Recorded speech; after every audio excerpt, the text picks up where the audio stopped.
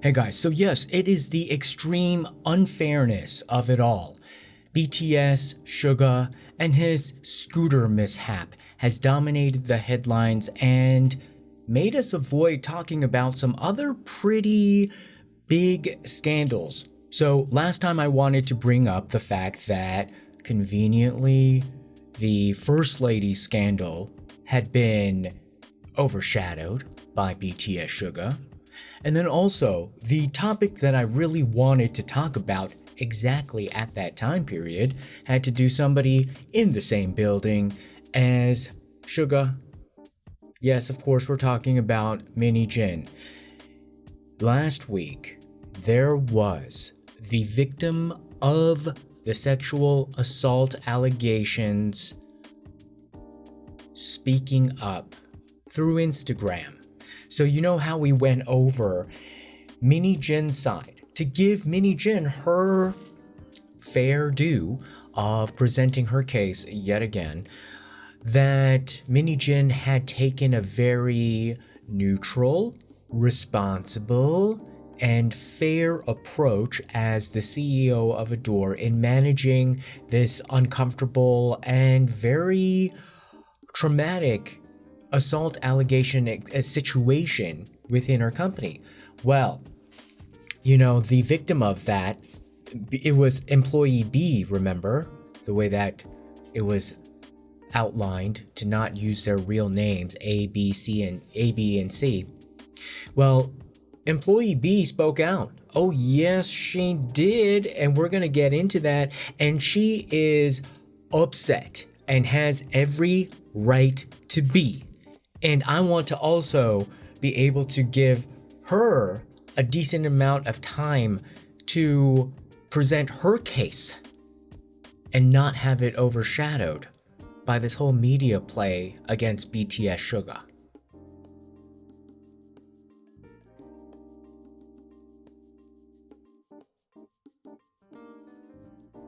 So it's becoming very clear that Min Hee-jin seems like she's acting as if she's somebody who knows she is guilty, and she's trying to prepare for any attacks in advance to give her a little bit of insurance, to create this buffer zone that you have to go through in order to attack her behavior.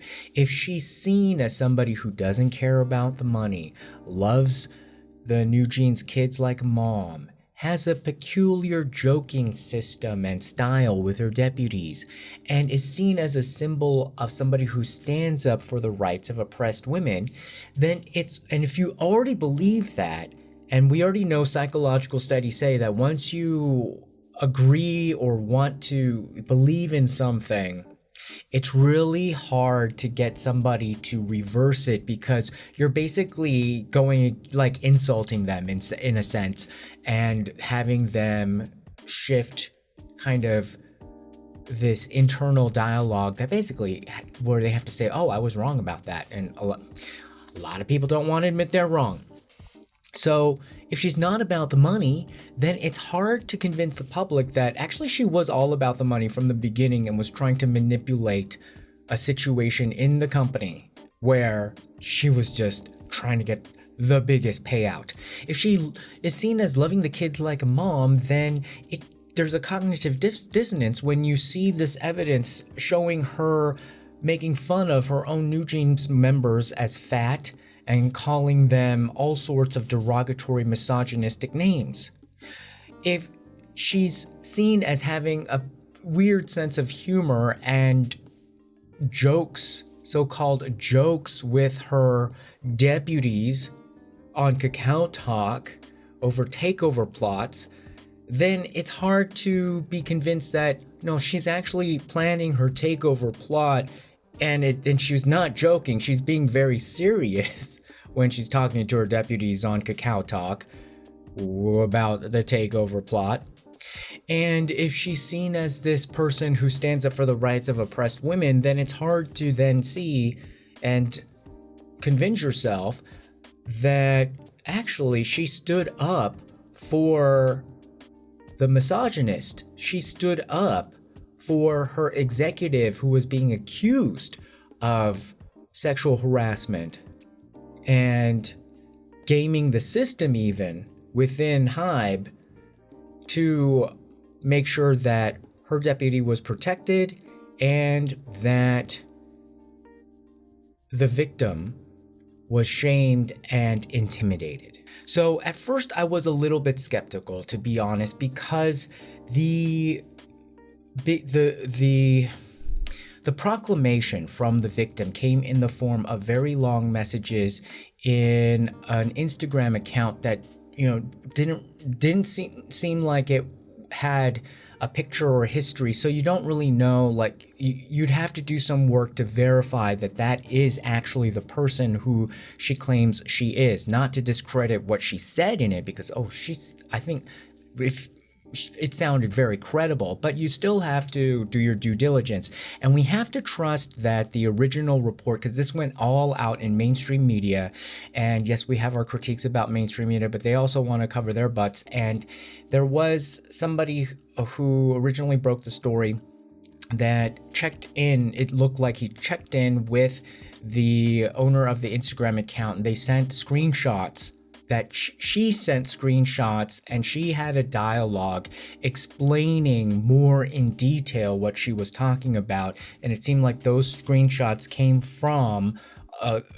the actual person who was talking to Min Hee-jin. So it looked legit. So that's how I want to preface this, by saying that it looks legit, like this is the person.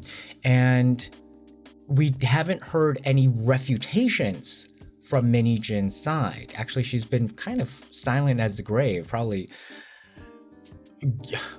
sharing the number of the funeral wreaths distributor. But that's another story. So I think it's very ironic that the actual female underdog challenging the system, which is employee B, who got basically hounded out of ADOR, is not the one getting a lot of the attention, as opposed to somebody claiming to be on the side of oppressed women in Korea. I find that very ironic. So employee B, a young female who's just trying to make it in the music industry, started off by really indicating that she was insulted. She said, "Hello, I am B, the female employee mentioned in a statement that CEO Min Hee-jin posted on her Instagram on July 31st, where she referred to me as a B word and psycho." Now, I'm not even saying the B word because I think it's a bit offensive, but actually you have to know that even the translation B word is nothing compared to the feeling you get from the actual word that Min Hee-jin used to deride this employee. And because, okay, if you're a Korean speaker, cover your ears. If you're not, it's not gonna feel, I don't think it'll feel as bad to you because, you know, if you don't know Korean, but it's basically, it's hard to even say. You got to say it in a real vulgar frame of mind. 쌍년. Well, it's 쌍년, but usually people kind of like say it's 쌍년, and then 정신병. So saying that, and that's even worse because that has that clinical element that used to be really used as a threat in Korea. We went over this in previous videos. The reason a lot of Korean people don't want to go to seek mental health services is that if it goes on your record, it's not supposed to be this way anymore, but there's still remnants of it. Whether you can legally do it or not these days is, I think, a little bit more questionable. But definitely in the past, if let's say you were getting a divorce and you actually went to a therapist, then the judge would be like, "Oh, that person's crazy, so let the kids go to the other person." Or people would try to lock up their rich relatives in the psychiatric hospital under false pretenses to take their money. So there was a lot of risk involved with that. So anyhow, those are very loaded words. And she started off her statement saying like she was insulted by this.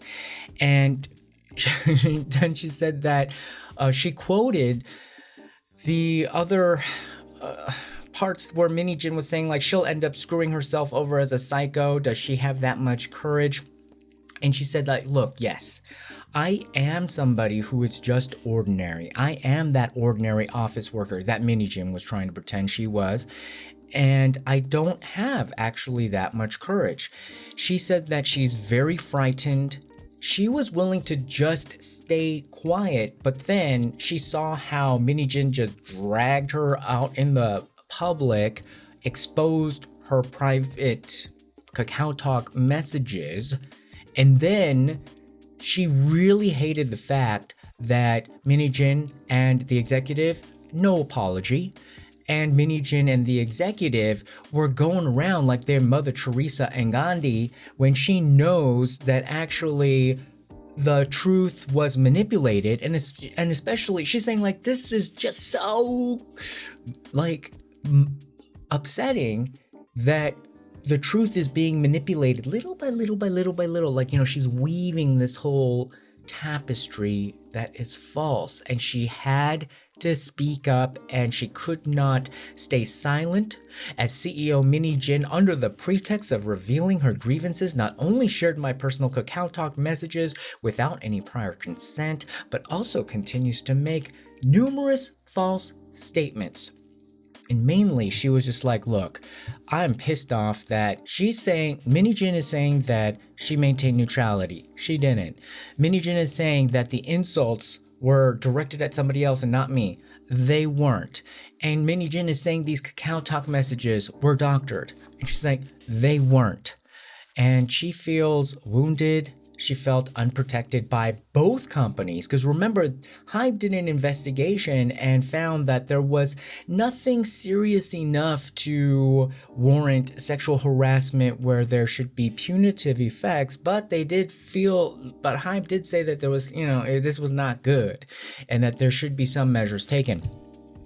And she also felt betrayed by the media. So you can see that she really brings up over and over again that she wanted to stay quiet, she wanted to let bygones be bygones and move on, but she couldn't. She had to speak out, and especially because she felt like she was betrayed and she was not understood, she had no apology, and she did not like how Min Hee-jin was creating a false narrative. And she said that she felt that she hoped that Min Hee-jin and the executive would feel remorse. And this is where I think that we can see the line between, if you understand, if people are just like, oh, but this is just how, you know, offices are in Korea, and understanding that, versus, which I think the worker understood, but I don't think the worker understood that what happens when there's a sociopath that you're working with in a Korean office. So you can see that this worker B was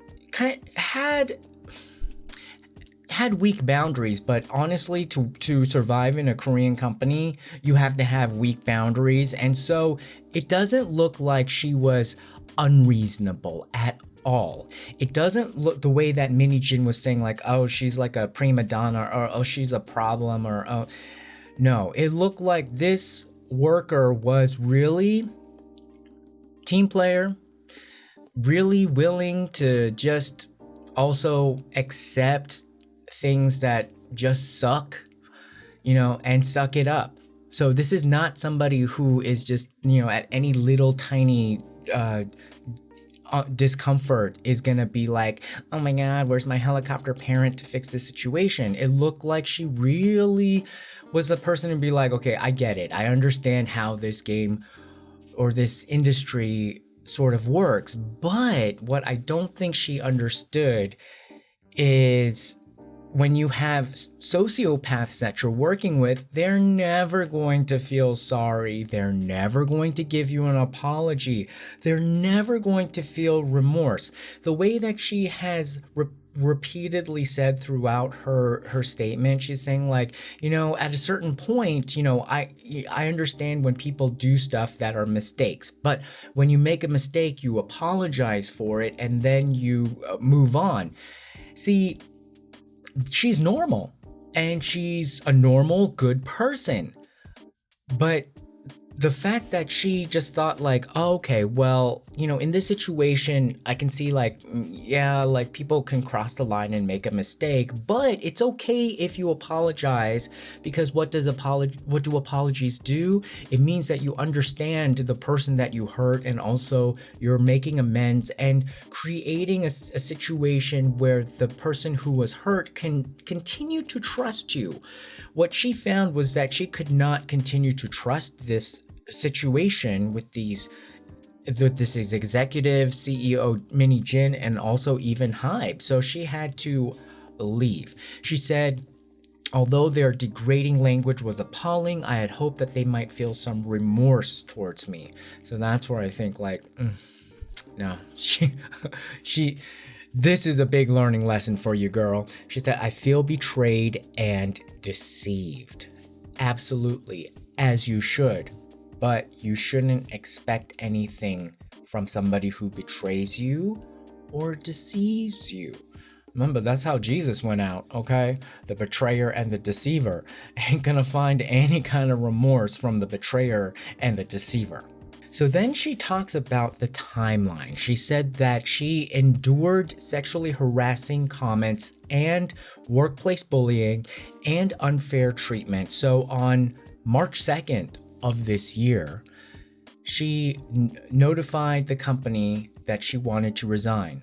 4 days later, on March 6th, she reported the sexual harassment and workplace bullying.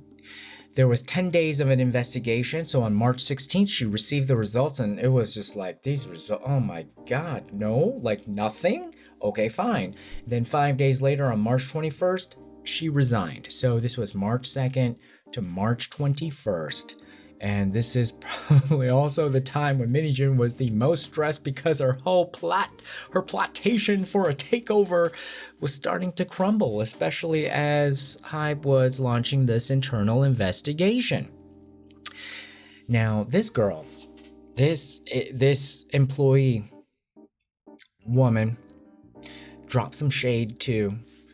You need to catch it. He said, despite the fear of reporting someone with a history of similar issues, who had been in the industry longer than me and held a higher position, I felt that it was the right thing to do. So she's kind of saying like, look, I got some other receipts and we can make this into a bigger situation if you want to. And that, I think, is definitely the right move, because you got to show like, hey, you know what? You pushed me to this point. I got some leverage and let's go. Now, how was Executive A so horrible to Employee B? According to Employee B, Executive A was constantly critical of her and the other team members, issuing unreasonable work demands even outside of working hours, and it gradually eroded her sense of self-worth and well-being. She said that even during weekends, holidays, after working hours, the executives all just be sending messages, and she was scolded for responding too quickly. Not like she wasn't scolded for not responding. She was scolded for responding too quickly. So that's the kind of psycho atmosphere that they were in. Now, I could understand if they said like, look, in a healthy work environment, I could see how the executive would be like, oh, hey, on the weekends or after work, I'm gonna be sending you messages about stuff to do, but you don't have to respond to it until working hours. But then, it lets the executive just kind of, not have to add layers of complexity to communication. And then also maybe gives the worker a heads up of what's to come. But it's also not a very good situation. But in a very dysfunctional work environment, I can see how she is going to lean towards do more work, do a better job, and even during non-work hours, respond. So she responded. Then she said, like, during a 40-minute conversation, first of all, a 40-minute, that is just way too long. That means the executive is unleashing burdens and mental problems that he should be going to a therapist for, but abusing his staff to try to let it all out. 40-minute conversation. And she said that this is where Executive A made discriminatory and sexist remarks, like saying that having a young woman around was better for the atmosphere than two men eating together. Now remember, this whole thing happened where it was about like she was pulled in as like somebody who does not even belong. She's way too junior. She does not belong at a work dinner with an executive from the advertiser. But because they want a young girl there and not have to pay, then they tried to bring this employee, and she did. And then she's saying like, what the heck is this? And obviously, yes, she is not your hoe. She is your employee. And if two grown men can't go to dinner and get business done, then maybe they don't know how to really do business. I mean, it should just be faster and easier, right? What you got to be doing like that? So she's countering this claim that there were just mere misunderstandings between Executive A and Employee B. That's how Min Hee-jin was trying to frame the issue. Oh, this was just a misunderstanding. And in the end, they were able to resolve their misunderstanding. She's like, oh, honey, no, this ain't no misunderstanding whatsoever. Understand this. And so she was really mad. And she said that she didn't like how HYBE concluded that the reported actions didn't clearly amount to sexual harassment or workplace bullying that warranted disciplinary action. She said that she later learned that CEO Min Hee-jin even refused to issue a stern warning to the executive, which was recommended by HYBE. So HYBE said like, okay, Min Hee-jin, please give him a stern warning. And so that's where we saw where Min Hee-jin was saying like, I yelled at this guy for 2 hours on the phone, probably trying to cover her tracks, saying that that was the stern warning, when most likely it was not about that at all. It was about, how can you mess up this situation, Executive A, when I was covering for you and we were trying to, make sure that you're going to get off scot-free and this girl can be the one holding the bag. Employee B also said that CEO Min Hee-jin actively defended Executive A instead of addressing the issue, insulted her in unspeakable terms, and she said that it broke her heart when this happened because she was loyal to the organization and she saw herself twisted and portrayed as someone who complained about everything and caused trouble before quitting. So once you start messing with the way that somebody is perceived like this in Korea, of course she's going to speak out and defend herself. I mean, she didn't sign up to be a librarian. No offense to librarians, but this girl, as young woman, as much as she seemed to be very kind and open and patient, she's still somebody who went into entertainment, so she's probably a tough cookie here. So she said on the day she resigned, she took the courage to send the CEO a long Kakao Talk message, and she detailed the incompetence and harassment by Executive A.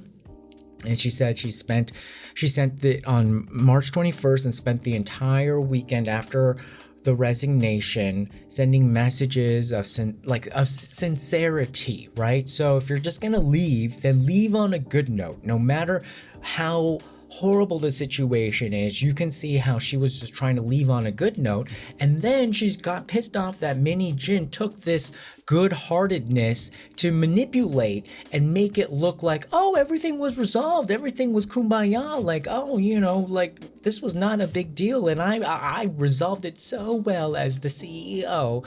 And really, she's just like, oh, hell no, and so that she said that, no, I don't agree with that.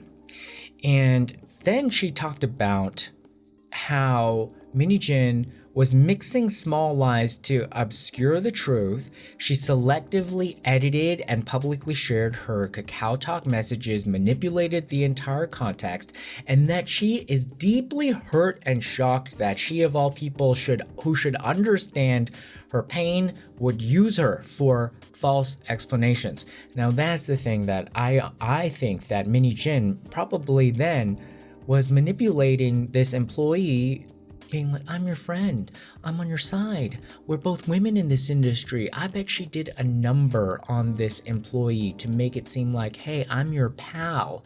And then boom, just cut and run, stab her in the back, and just leave her out to be the scapegoat. It is disgusting behavior, disgusting.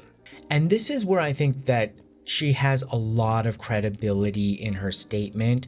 She told us that Min Hee-jin falsely claimed ADOR was not on break on February 15th when it actually was.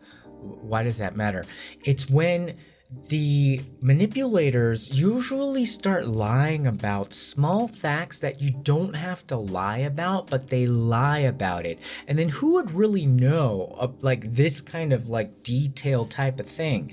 And so one of Min Hee-jin's defenses was like, oh, we were on break that day anyway, so this is not, this cannot be possible. Whereas she's like, that is not true, and that can be easily verifiable with the company. And so she's just like, gosh, like, so when you see a victim get to the point where like they literally can't speak because the amount of manipulation and horrible behavior that the other side is doing is just flabbergasting, I think that shows a lot more credibility. You say that the manipulator usually always talks about the victim, how bad that person is, but the victim usually talks about how bad the situation was, like how wrong it was. And unfortunately for us in the public, normal people, we're so much more easily manipulated by the manipulator rather than listening to the victim. So this is the problem. She says that even after more than a week, CEO Min Hee-jin has not offered me any apology or asked for my understanding. Girl, you ain't never gonna get an apology. You're never gonna get understanding. But I think she should still talk about it and be pointed in the way that she is describing the situation, because what I do like is that she said, look, I think her involvement in this investigation from the start could have influenced the outcome. You know, start making all these sort of claims that might have some legal teeth or not, but it's a lot more leverage rather than crying over like, I needed an apology. You're never gonna get an apology. Figure out all the receipts you got from Executive A's past actions. Basically also outline how this investigation was manipulated and doctored from the start. We even have the evidence from that. We even see it, how Min Hee-jin was helping draft the Executive A's submission of his side to HR. She's also saying to Min Hee-jin directly, can you genuinely say you acted neutrally and mediated fairly as the company's CEO? You shared the details of my report with Executive A, the perpetrator, and actively defended them throughout the investigation. Yep. That is Justice 101 in Korea. The perpetrator and the judge and the police and the authorities are working together against you the troublemaker, the one that is at fault for speaking up. Speak up, girl. Speak up. Why not? Are you being paid to stay silent? No. Are you quietly able to move on with your life? No. You got none of that to sweep under the rug. They took the rug from you. Speak up. Speak up. I'm glad you're speaking up. And then the disgusting thing about this is that she said, like, look, they tried to make me meet with Executive A. They pressured me into meetings. They as in CEO Min Hee-jin, kept pushing for three-way meetings.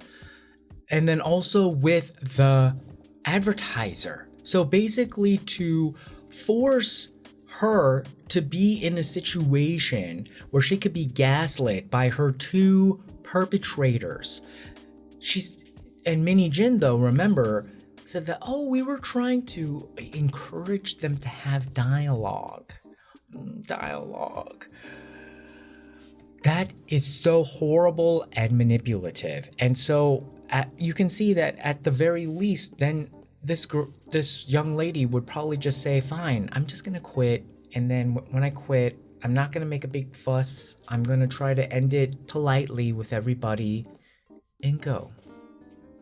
But even somebody like that has got their limits, and I'm glad she activated her limiter. Because again, she is upset at being called psycho, crazy bitch, eat shit, like saying that she got humiliated and insulted by Min Hee-jin so publicly. And I loved her last line. She said, if you continue to claim that my statement is not true, I will take further action to reveal the truth clearly. You do that, please, because you're not going to get an apology, you're not going to get remorse, and you're definitely not going to get from Min Hee-jin's side that you're telling the truth. You're going to get an attack or some manipulative behind the scenes type of thing. This is what I could see Min Hee-jin probably being quiet and then going behind the scenes and then trying to convince this employee to reverse her statements publicly, first either through threats or some sort of carrot on a stick. Don't take the bait. Don't expect anything. Just power through. And I think the next step is for her to actually do a press conference herself and be public about it. She's probably calculating, like, what's in it for me, really? Like, it's going to make the situation harder. Like, it would probably make her life harder to get a job. On the other hand, is she going to be able to be rewarded for her silence? No. So I think she should go for it, because otherwise it'll just eat her up inside for the rest of her life. And it looks like she's definitely strong enough for this type of situation. We'll see, but it's totally up to her. But I'm glad she stood up for herself and defended herself. So bravo to that. All right, guys, what do you think? Put your comments below. Remember to like, share, and subscribe, and we'll see you again next time. Bye-bye.